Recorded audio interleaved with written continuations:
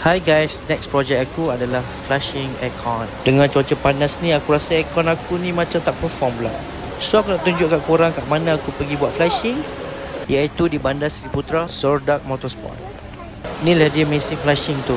Kalau nak buat ni, just ambil masa dalam 30 ke 40 minit je. Jadi kena tunggulah kat sini.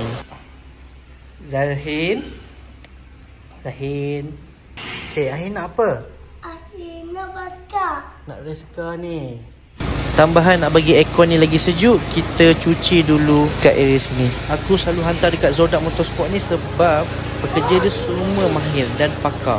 Jadi korang boleh datang sini untuk servis kereta korang. Oh, sumpah sejuk weh. Lepas buat kat Zordak ni. Mana Zordak? Apa?